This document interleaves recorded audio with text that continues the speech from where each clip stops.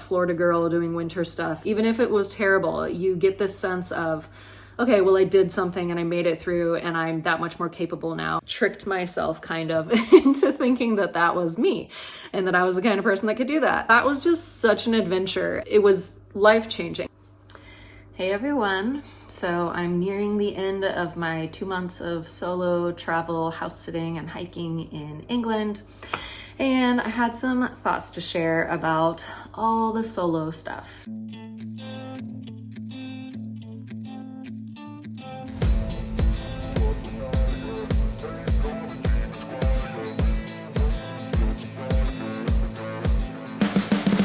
Sometimes we can be motivated if we want to prove it to ourselves that we can do it.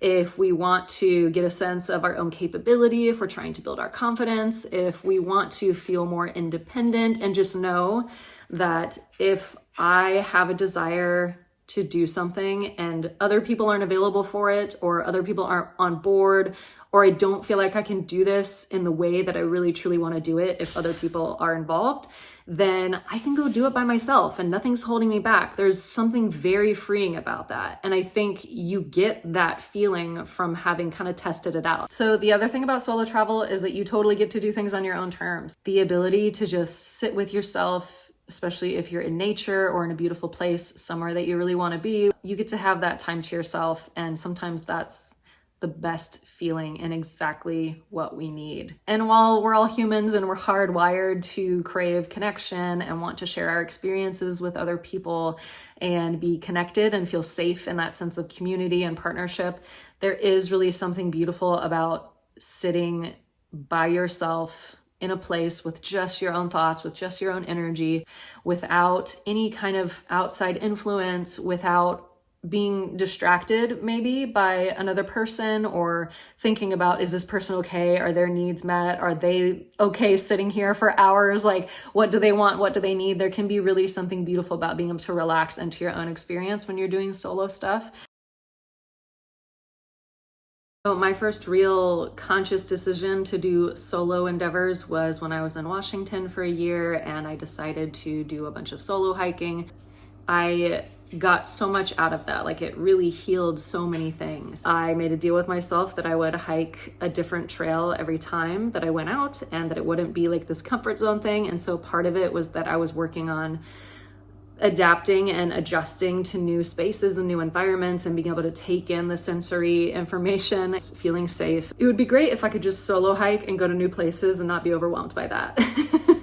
And that was like my intention, my goal, my dream, right? That I think applied to like my whole life. I want to be able to do this in my life with everything that I do. I want to be able to be more present and be able to enjoy it without having Velcro friction around everything that I haven't done before, or that's just like a new environment or new experience. And it kind of naturally just escalated. And so I just created this whole almost month-long road trip in December of all times. A Florida girl doing winter stuff is a joke. I had the flexibility at the time, and I might not have that flexibility or be in this location or have this opportunity ever again. I was just like, I can do it. Like, I felt secure and confident enough and capable enough that I figured I could do it. I'm gonna do a video about that whole road trip because the route is great. There's so many memories that I have of that, like good and really bad.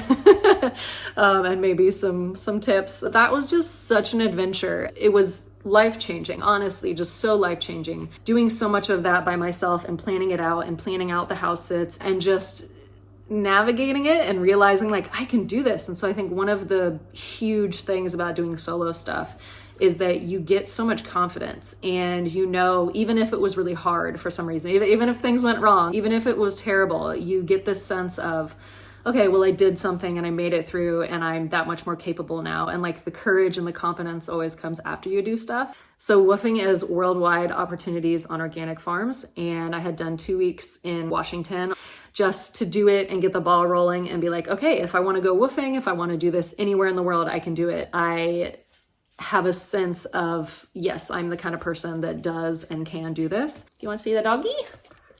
Hi, baby. That's Sammy. Yeah, so there was all these little things that I ended up doing that created this new identity of I am the kind of person that feels comfortable and is capable and confident in doing all these different things, which allowed me so much freedom to even have the thought of, I want to travel internationally long term. So the next step, when I started thinking about, I'm going to leave my sister's house, I'm going to leave Seattle, I need to move on, was to do a longer term wolfing. And I found a horse farm that was like equine rescue and therapy horses and other animals. And so I did that for 3 months. Today's the day. I'm a few hours away from the horse farm in Oregon, where I'm going to be for the next 3 months. And I just went there and I was like, I'm leaving Seattle. I'm on my own. I don't have my flights. I don't have plans like for after this yet. I have a vague sense of where I could start, but I'm just going to do this 3 months. And then at some point during that 3 months, I'm going to have to like figure out where I'm going next. And so I knew I wanted to travel internationally. I wanted to go and do woofing and house sitting and hike. And so I just wanted to have all these experiences and travel the world basically.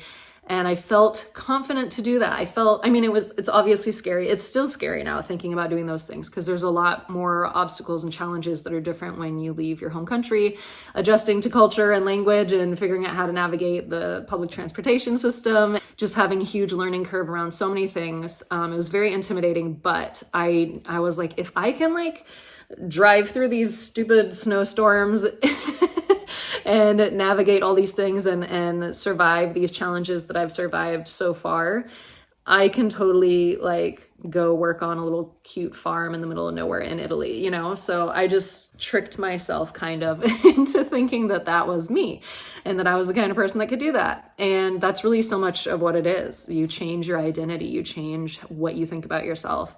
I ended up traveling abroad, and I tweaked my situation because I actually have a home base in Switzerland now with my boyfriend, and I've been doing house sitting in England in order to leave the Schengen region periodically.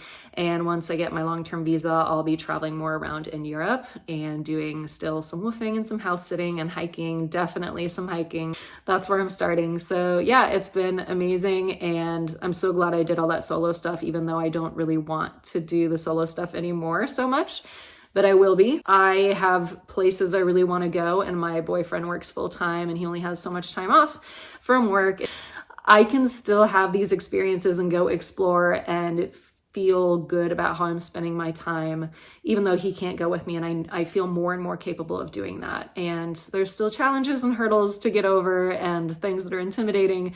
There's just so much that I want out of life. It's been hugely empowering and really healing. I mean, my sense of safety and my ability to regulate my nervous system has really been changed in such a positive way over time. You figure out how to calm yourself, you figure out how to talk to yourself, and you can become a different person in a good way.